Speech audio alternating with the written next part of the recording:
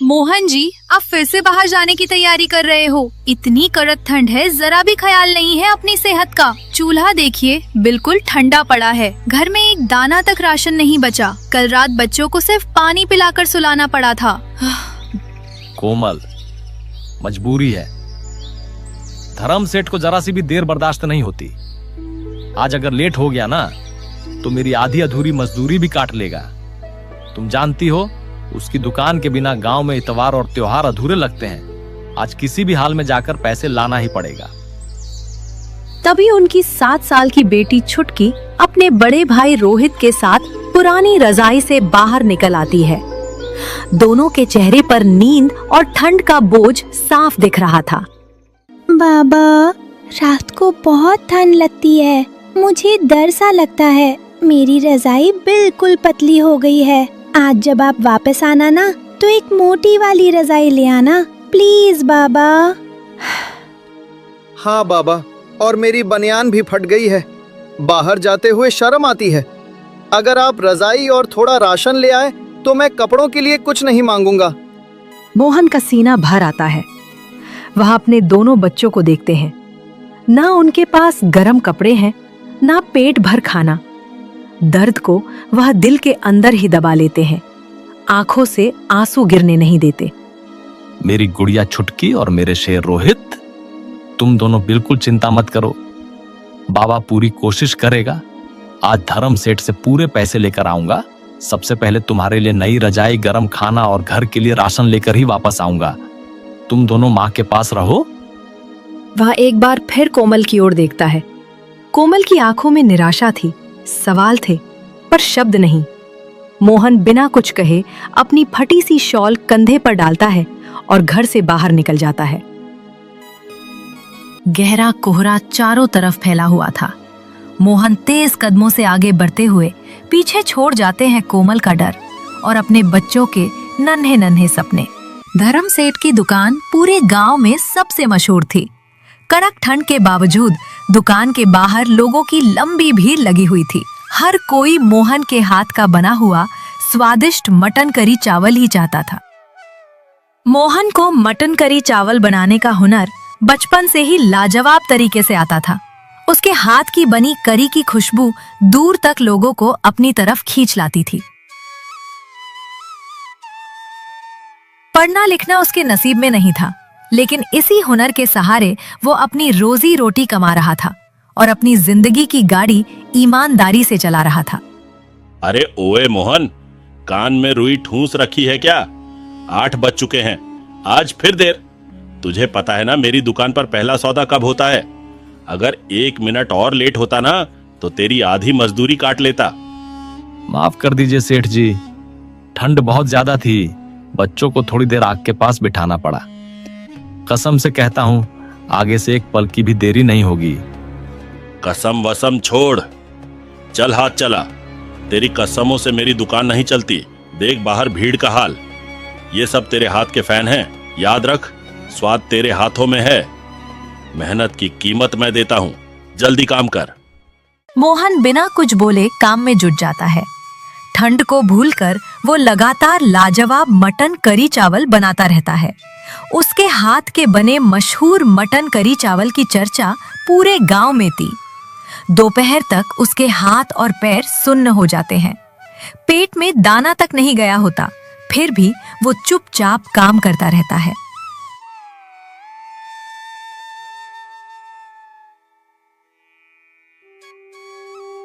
काम खत्म होने के बाद हिम्मत जोड़कर मोहन बोलता है, सेठ जी, आज की मजदूरी और जो पिछली बकाया है अगर आप दे दें तो बड़ी मेहरबानी होगी। घर के लिए राशन और बच्चों के लिए रजाई लेनी है।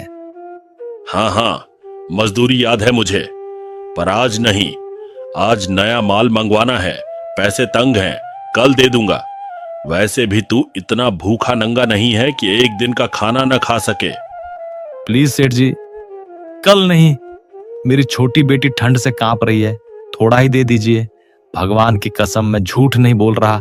घर में कल के लिए अनाज का एक दाना भी नहीं है। बहाना बनाना तेरे जैसे लोगों को अच्छे से आता है। झूठा मत बन, और ज्यादा जुबान चलाई ना तो जो बची कुची मजदूरी है वह भी काट लूंगा। निकल यहां से। मोहन झुकी हुई नजरों और बोझिल कदमों के साथ वहां से चला जाता है, जैसे हर रोज अपनी इज्जत वहीं छोड़ाता हो। उसके हाथ खाली थे और दिल पूरी तरह टूटा हुआ था।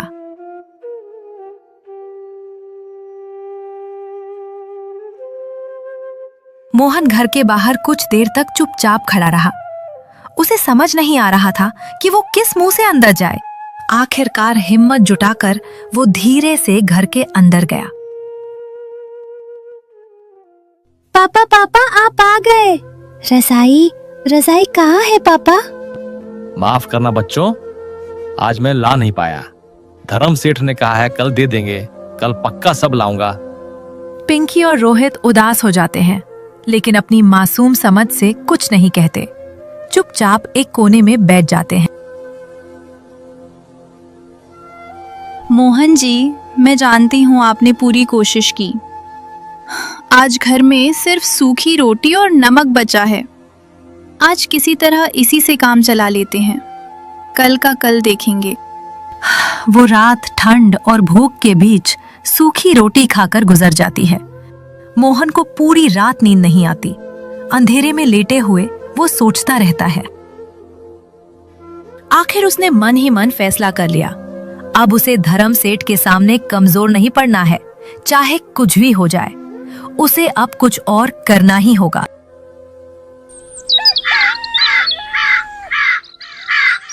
पिछली रात की ठंड और भूख के बावजूद आज मोहन समय से पहले ही होटल पहुंच गया था। उसका शरीर अंदर से कांप रहा था, पर मन में एक छोटी सी उम्मीद थी। शायद आज धर्म सेठ उसे कल और आज का पूरा हिसाब दे दे। ओए मोहन, आज बड़ा वक्त से पहले आ गया। लगता है कल की धमकी का असर हो गया। पर यह क्या, शरीर में जान ही नहीं लग रही। इतना धीरे क्यों चल रहा है? हाथ चला, मुझे काम चाहिए, बहाने नहीं। मालिक, शरीर थोड़ा कमजोर जरूर पड़ गया है, पर मैं अपनी पूरी ताकत लगा रहा हूँ। आज जो मटन करी चावल बनेगा वो कल से भी कहीं ज्यादा लजीज और स्वादिष्ट होगा। आप देख लीजिएगा, उंगलियां चाटते रह जाएंगे लोग। मोहन जानता था अगर ज्यादा बोला तो पैसों का सपना भी टूट जाएगा। उसने अपना दर्द मटन करी और चावल में मिला दिया। थोड़ी ही देर में होटल गरम मटन करी की खुशबू से भर गया। भीड़ लगने लगी। लोग ठंड भूलकर मटन करी चावल खाने आ गए। अरे सुनो सुनो, मेरे मटन करी चावल की इतनी तारीफ मत करो। यह सब इस गरीब का कमाल है।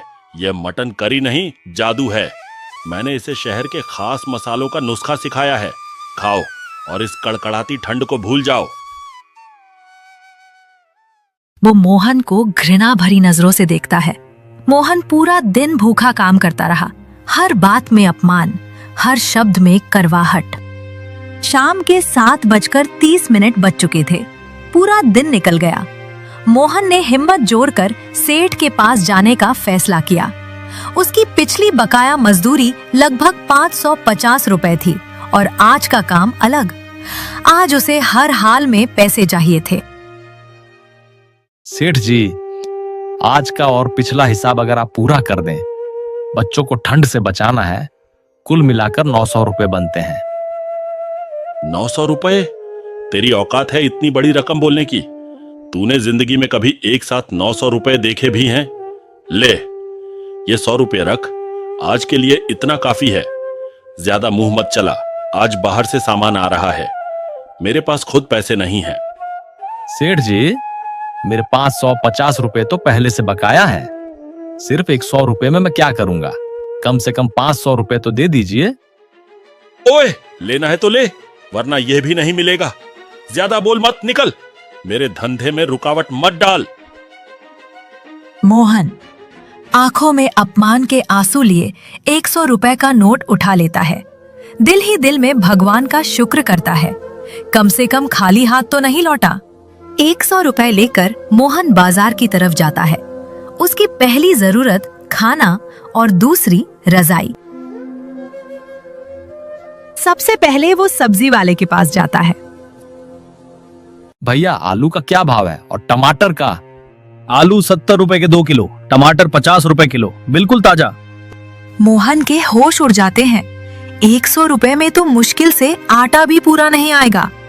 वो इधर उधर देखता है, तभी उसकी नजर गोभी पर पड़ती है जो थोड़ी सस्ती थी।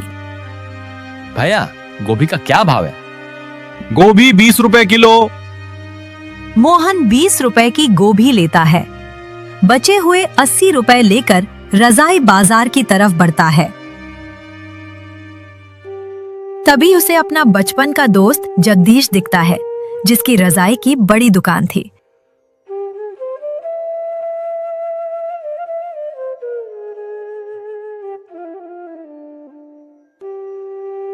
अरे जग्गू, कैसा है भाई? मोहन, इतनी ठंड में यहाँ क्या कर रहा है? रजाई लेने आया है क्या? भाई बस इतने ही पैसे हैं। मेरी छोटी बेटी पिंकी रात भर ठंड से कांपती है, सेठ ने पैसे नहीं दिए। भाई, बाजार में बिना पैसे के चीज नहीं मिलती। प्लीज जग्गू, बस एक रजाई दे दे, कुछ दिन बाद पूरे पैसे लौटा दूंगा, बच्चों की जिंदगी का सवाल है। ठीक है मेरे भाई, ये ले एक मोटी गरम रजाई। पैसे जब हो जाए तब दे देना, और याद रखना कभी भी जरूरत हो सीधा मेरे पास आना। मोहन भगवान और अपने दोस्त दोनों का शुक्रिया अदा करता है। वो रजाई और गोभी लेकर खुशी से घर की तरफ भागता है। गोभी और रजाई संभालते हुए वह खुशी के आंसुओं के साथ घर की तरफ तेज कदमों से बढ़ने लगता है। हाथ में गोभी और कंधे पर लिपटी हुई रजाई, आज पहली बार उसे ठंड कम लग रही थी।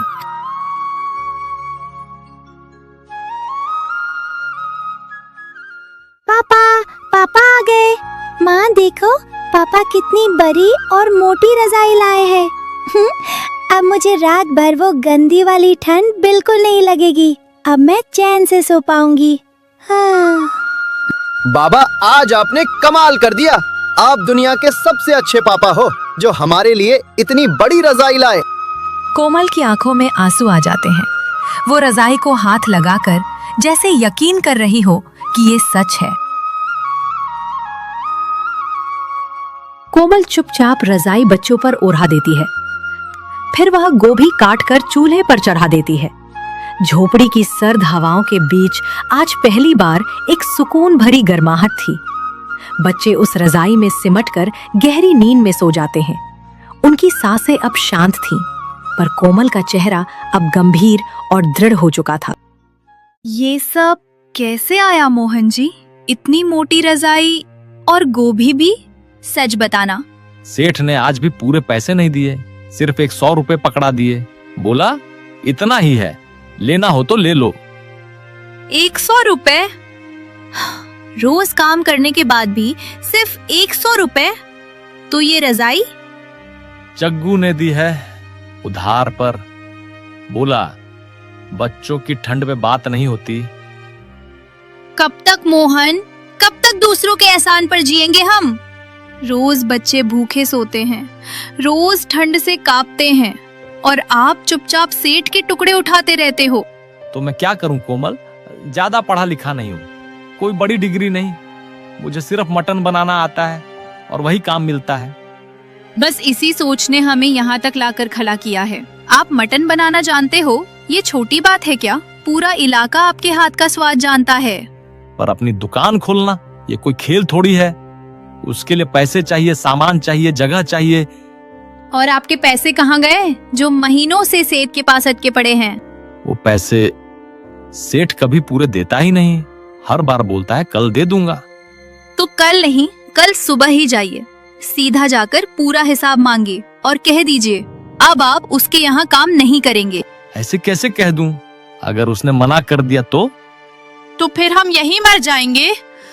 रोज भूख, रोज ठंड, रोज जलील जिंदगी। घर कैसे चलेगा मोहन जी? बच्चों का भविष्य कैसे चलेगा? मोहन चुप हो जाता है। उसके चेहरे पर सोच और डर दोनों साथ चल रहे होते हैं। कोमल थोड़ा नरम होती है। देखिए, हम कर लेंगे। आपके ही पैसे हैं जो सेठ के पास पड़े हैं। उन पैसों से छोटी सी दुकान शुरू हो जाएगी। अपनी दुकान, अपनी मेहनत, अपनी इज्जत। मोहन धीरे से बोलता है। अगर ये दांव गलत पड़ गया तो कम से कम ये तो कहेंगे कि हमने कोशिश की।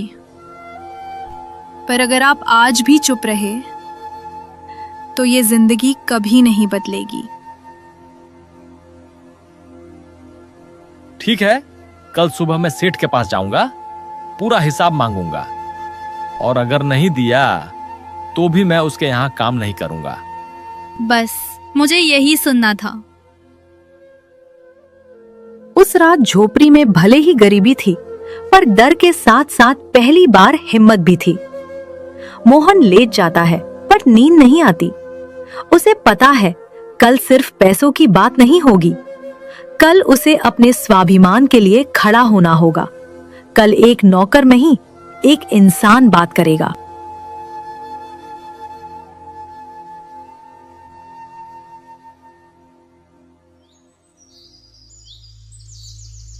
मोहन सुबह से ही चुपचाप काम कर रहा था। पूरे दिन उसने एक शब्द भी ज्यादा नहीं बोला।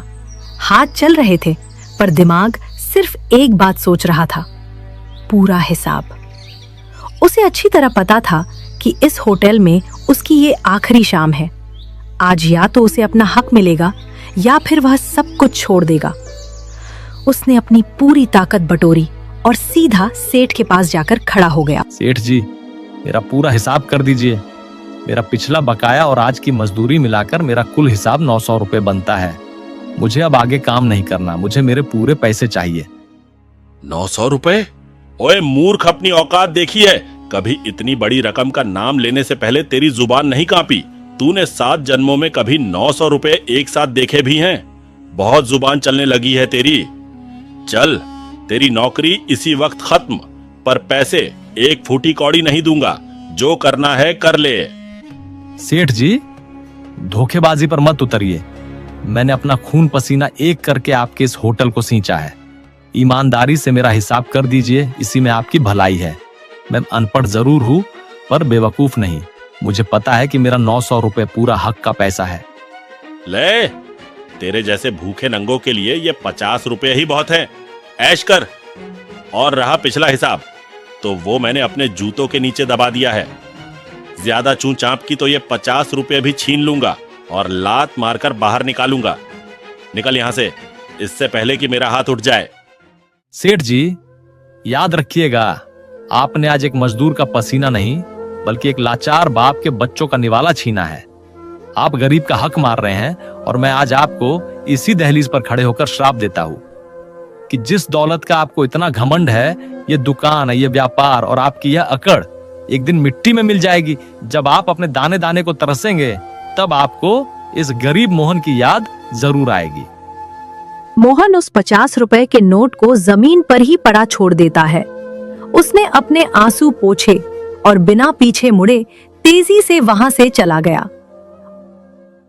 उसकी आंखों में आंसू जरूर थे, पर उन आंसुओं के पीछे भविष्य की आग जल रही थी। मोहन घर के रास्ते चल रहा था कि तभी मोहन की नजर उन आदमियों पर पड़ी जो अपने कंधों पर लकड़ी के भारी गट्ठर लादे हुए जल्दी जल्दी कहीं जा रहे थे। ठंड के मौसम में लकड़ी सोने के भाव बिकती है, यह बात उसके दिमाग में बिजली की तरह कौंधे। हाँ, लकड़ी? ठंड में हर घर को लकड़ी चाहिए, हर होटल को लकड़ी चाहिए। अब मेरे पास पैसा नहीं है, पर जंगल तो भगवान का है। अब अगर मैं लकड़ी काट कर बेच दूं। वो तुरंत उन लोगों के पीछे चल पड़ा, चुपचाप देखता रहा। कुछ ही दूर जाकर वे आदमी गांव के एक छोटे व्यापारी के पास रुके। भारी लकड़ी के गट्ठर कंधों से उतारे गए और अगले ही पल मोहन ने देखा कि उनके हाथों में 500 रुपए के नोट थमा दिए गए। बस मुझे यही करना है, इसी रास्ते से मेरी जिंदगी बदलेगी। अगले ही पल मोहन अपनी पुरानी जंग लगी कुल्हाड़ी को हाथ में लेता है। कुल्हाड़ी का डंडा घिस चुका है, पर वह उसकी मजबूरी से कहीं ज्यादा मजबूत है। वह एक गहरी सांस लेता है और जंगल की तरफ बढ़ चलता है।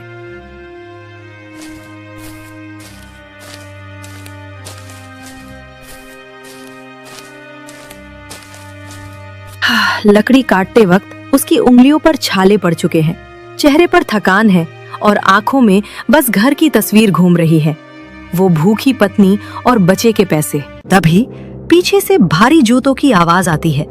3-4 मोटे ताजे दबंग आदमी उसके बिल्कुल करीब आकर खड़े हो जाते हैं।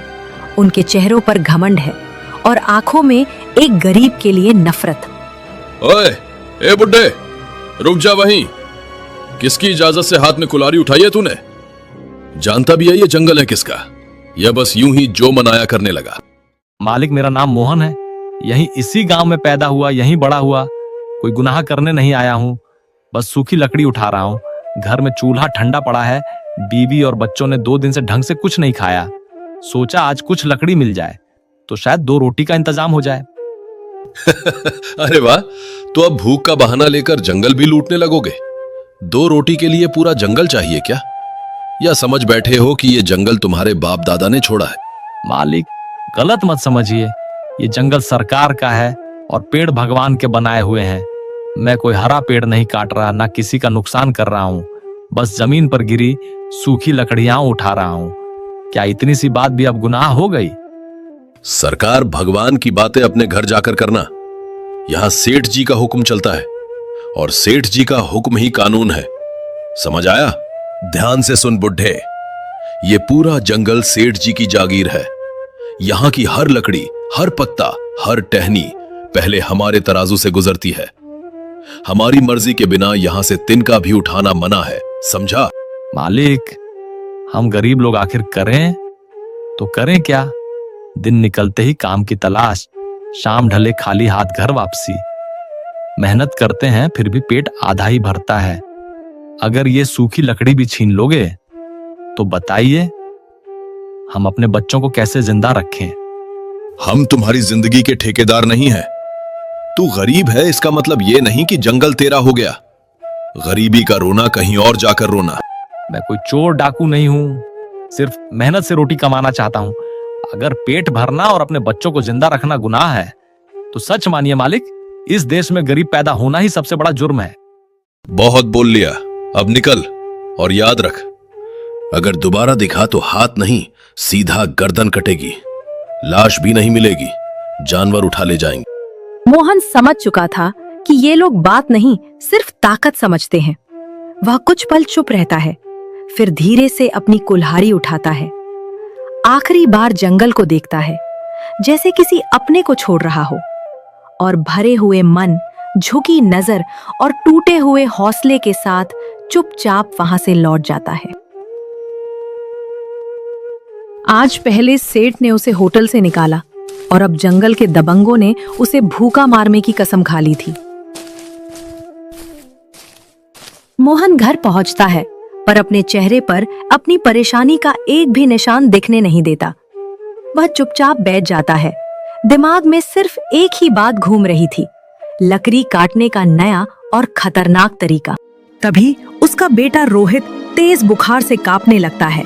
उसका बदन आग की तरह तप रहा था। मोहन जी, देखिए तो सही, रोहित का शरीर कोयले की तरह तप रहा है। आंखें नहीं खोल रहा मेरा बच्चा, जल्दी कुछ कीजिए, इसे तो बहुत तेज बुखार चढ़ गया है। मोहन का दिल जोर से धड़क उठता है। वह बिना एक पल गवाए रोहित को गोद में उठाता है और सीधा पास के डॉक्टर के पास भागता है।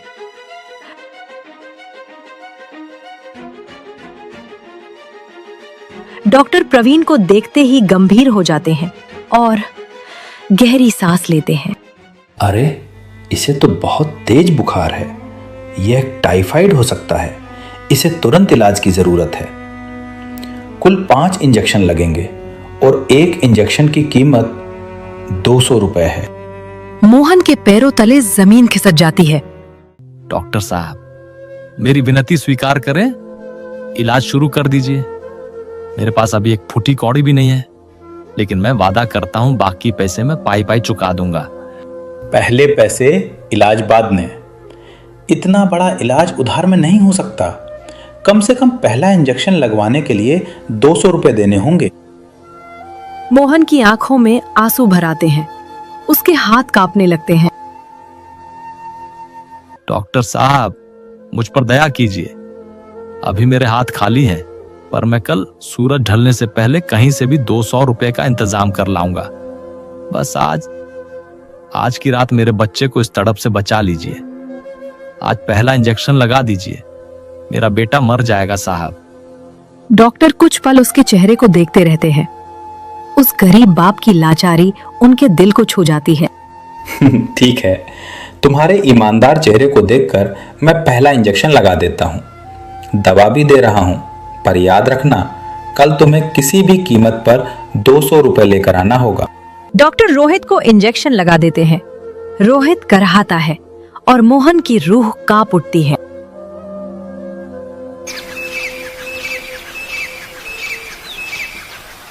मोहन करवटें बदल रहा है, पर उसकी आंखों में नींद का नामो निशान नहीं है।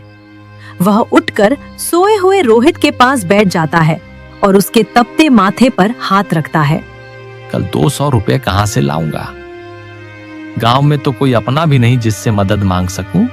अगर कल पैसे नहीं मिले तो डॉक्टर इलाज रोक देगा। और मेरा बच्चा, क्या एक गरीब की ममता की कोई कीमत नहीं? भगवान, कोई रास्ता दिखा दे। सुबह होने से पहले मुझे कोई ना कोई रास्ता ढूंढना ही होगा, चाहे मुझे अपना खून ही क्यों ना बेचना पड़े। मैं रोहित को कुछ नहीं होने दूंगा। अचानक उसके दिमाग में जंगल के दबंगों की धमकी गूंज उठती है। अगर मैं दिन में लकड़ी काटूंगा तो वे मुझे मार देंगे, पर रात में शायद कोई ना हो।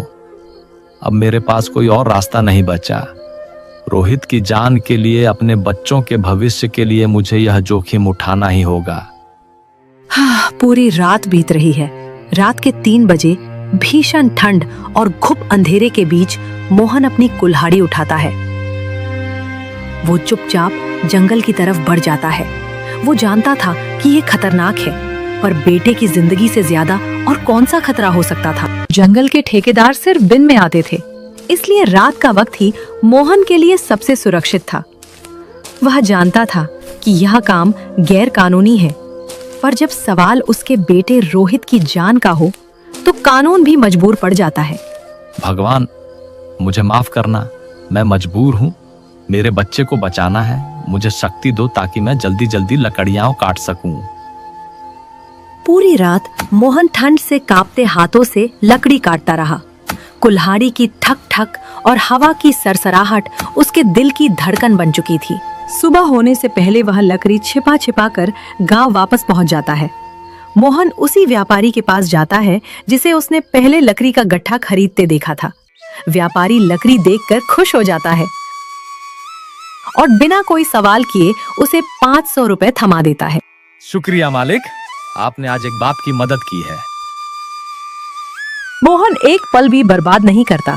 वह सीधा डॉक्टर के पास पहुंचता है, 200 रुपए देकर अगला इंजेक्शन लगवाता है। बाकी के 300 रुपए घर जाकर कोमल के हाथ में रख देता है। कोमल, घबराओ मत, रोहित ठीक हो जाएगा। मैं रात को काम कर रहा हूँ।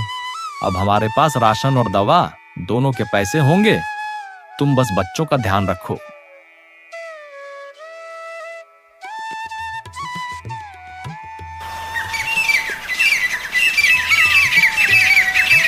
ये सिलसिला 3 से 4 दिन तक चलता रहा। मोहन रात को जंगल जाता, लकड़ी काटता, सुबह बेचता और हर दिन डॉक्टर को 200 रुपए देकर इंजेक्शन लगवाता। कुछ ही दिनों में रोहित पूरी तरह स्वस्थ हो जाता है। घर में उसकी हंसी गूंज रही थी। रोहित खेल रहा था और पिंकी भी खुशी से उछल रही थी। आपकी मेहनत रंग लाई मोहन जी। आपने धर्म सेठ की नौकरी से कहीं ज्यादा पैसा खुद कमा लिया। हाँ कोमल, अब रोहित बिल्कुल ठीक है। और सुनो, मैंने थोड़ा थोड़ा करके 500 रुपए बचा भी लिए हैं। जब से मोहन ने धर्म सेठ की दुकान छोड़ी थी, वहां का चूल्हा तो जल रहा था, पर वो महक कहीं खो गई थी। सेठ ने कई रसोइये बदले, मटन भी कटवाया, लेकिन मोहन के हाथों का वो जादू, वो करी का गाढ़ापन और चावल का एक एक खिला हुआ दाना किसी और से सध ही नहीं रहा था। ग्राहकों की जबान पर तो अब भी मोहन का ही स्वाद चढ़ा था। धर्म सेठ, धर्म सेठ, ये क्या खिला रहे हो? न मटन ठीक से गला है और ना ही करी में वो पुराना जायका है। क्या आप मिलावट करने लगे हो? बिल्कुल सही। जब से वो लड़का मोहन गया है, तुम्हारी दुकान का तो नसीब ही रूठ गया है। उसके हाथ की बनाई करी की खुशबू गलियों तक जाती थी, और ये तो गले से नीचे भी नहीं उतर रहा। याकथू, सारा मूड खराब हो गया। हमारे पैसे वापस करो। आज के बाद हम इस दुकान की तरफ देखेंगे भी नहीं। दोनों ग्राहक गुस्से में खाना फेंक कर चले जाते हैं। धर्म सेठ का चेहरा पसीने से भीगने लगता है। उसे एहसास होता है कि जो श्राप मोहन ने दिया था वह सच हो रहा है। लगातार 3 दिन हो गए। जो आता है गालियां देकर जाता है। भट्टी जल रही है, देगची चढ़ रही है, पर स्वाद तो जैसे मोहन के साथ ही चला गया। हाय, मैंने बहुत बड़ी भूल कर दी। मैंने उस ईमानदार और हुनरमंद गरीब को सिर्फ कुछ पैसों के लिए अपमानित किया। मैंने सोचा था कि हाथ तो किसी के भी हो सकते हैं, पर भूल गया कि स्वाद हाथ में नहीं, इंसान की नीयत और उसकी मेहनत में होता है। मुझे उसे ढूंढना होगा। मेरी दुकान का मान सिर्फ मोहन ही वापस ला सकता है। जब वह मिलेगा, मैं उसके पैर पकड़कर माफी मांगूंगा और उसके पसीने की एक एक बूंद की पूरी कीमत चुकाऊंगा।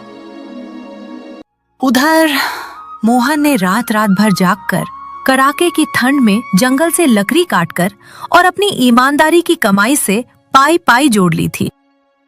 अगली सुबह कड़कती ठंड और घने कोहरे के बीच धर्म सेठ की दुकान के बिल्कुल सामने एक नई दुकान सज चुकी थी। ऊपर सफेद कपड़े के बोर्ड पर लाल अक्षरों में लिखा था, पिंकी मटन करी चावल।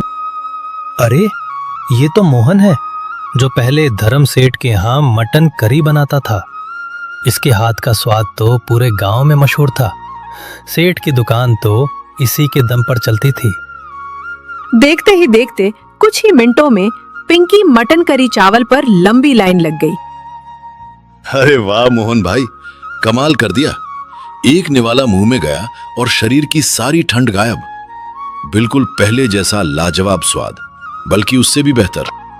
मोहन भाई, मेरे लिए 4 प्लेट पैक कर दो, घर लेके जाऊंगा।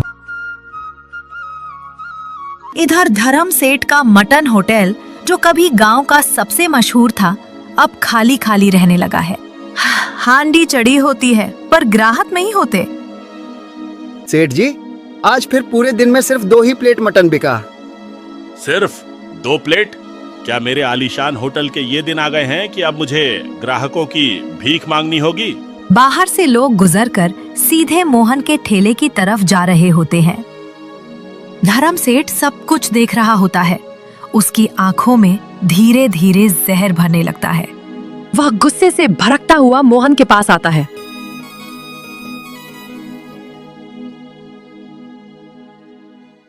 मोहन, मेरे भाई, ये क्या बचपना कर रहा है?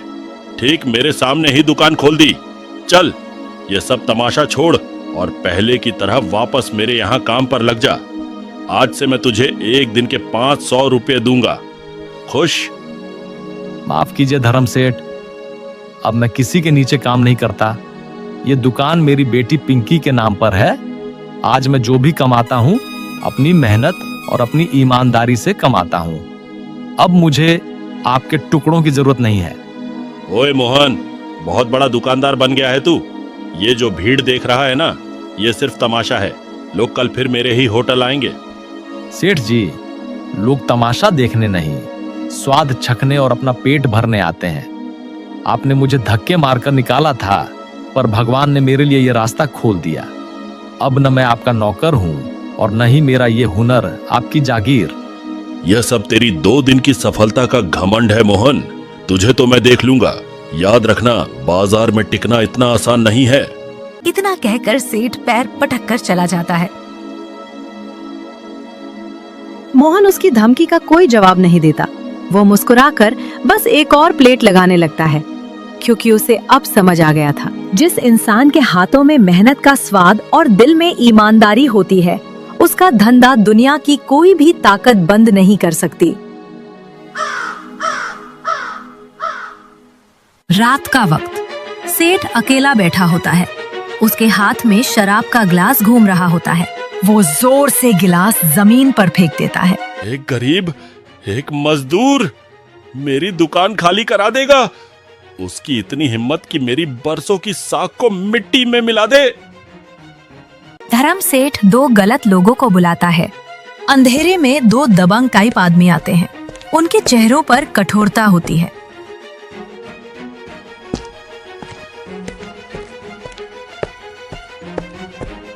चौक पर जो मटन करी चावल का ठेला है, उसका काम बंद चाहिए। जड़ से खत्म करना है उसे। सीधा समझा दे या डरा धमका के? नहीं, धीरे धीरे तोड़ना है। ऐसा लगना चाहिए जैसे यह सब उसकी किस्मत का खेल हो, उसकी लापरवाही हो। समझ गए सेठ जी, काम हो जाएगा। सेठ की आंखों में जलती हुई नफरत साफ दिखने लगती है। अगली सुबह चौक पर भीड़ थी। पिंकी मटन करी चावल की देगची से भाप उठ रही थी। लोग लाइन में खड़े थे। तभी दो अजनबी आदमी भीड़ में घुसते हैं।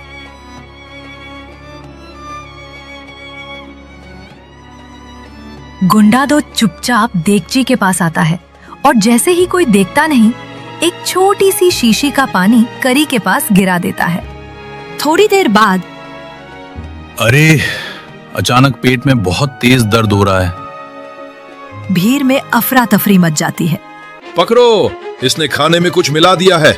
देखो भाइयों, ये हमें जहर खिला रहा है। गरीबों की जान से खेल रहा है ये आदमी। नहीं नहीं साहब, ये झूठ है।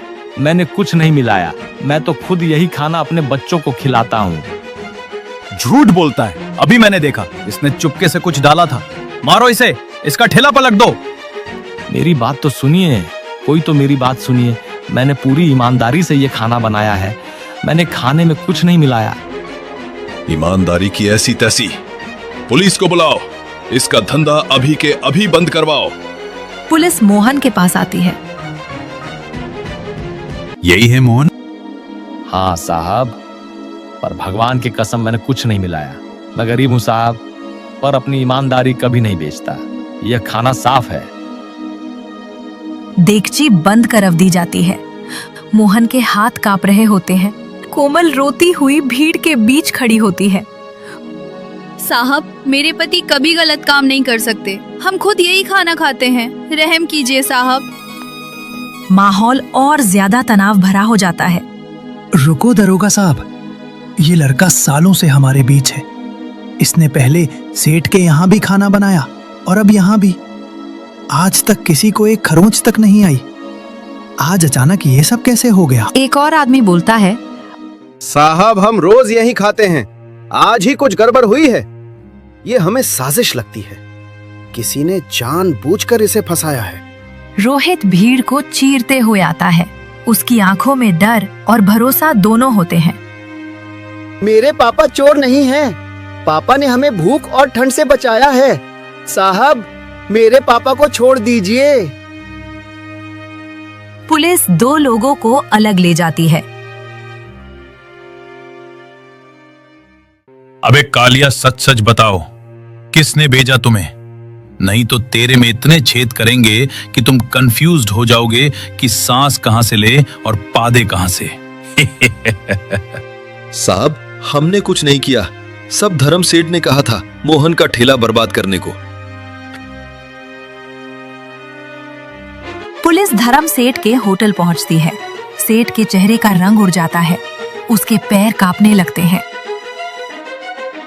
धर्म सेठ, तुम्हारी होटल की चमक धमक थोड़ी कम होने वाली है। तुम पर झूठी साजिश और मासूम लोगों को फंसाने का आरोप है। धर्म सेठ के चेहरे का रंग उड़ जाता है। उसके पैर कांपने लगते हैं।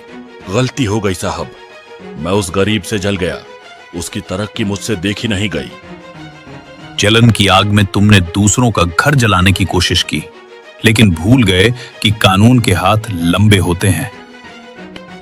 साहब, जो चाहिए ले लो, जितना पैसा चाहिए ले लो। बस ये केस यहीं खत्म कर दो। मेरी इज्जत मिट्टी में मिल जाएगी। इज्जत तो उस दिन मिट्टी में मिल गई थी जिस दिन तुमने एक ईमानदार आदमी के खिलाफ झूठ का जाल बुना था। पैसा तो हर कोई कमा लेता है, इंसानियत कमाना भूल गए आप। धर्म सेठ, पैसों से तुम गवाह खरीद सकते हो, लेकिन अपना गुनाह नहीं छुपा सकते। चलो अब बाकी की बातें थाने में होंगी। पुलिस धर्म सेठ को अपने साथ ले जाती है। आखिरी तौर पर पुलिस मोहन के पास आती है। मोहन, तुम पर लगे सारे इल्जाम गलत साबित हुए हैं। जाओ अपना काम शुरू करो, कानून तुम्हारे साथ है। गांव वाले ताली बजाते हैं।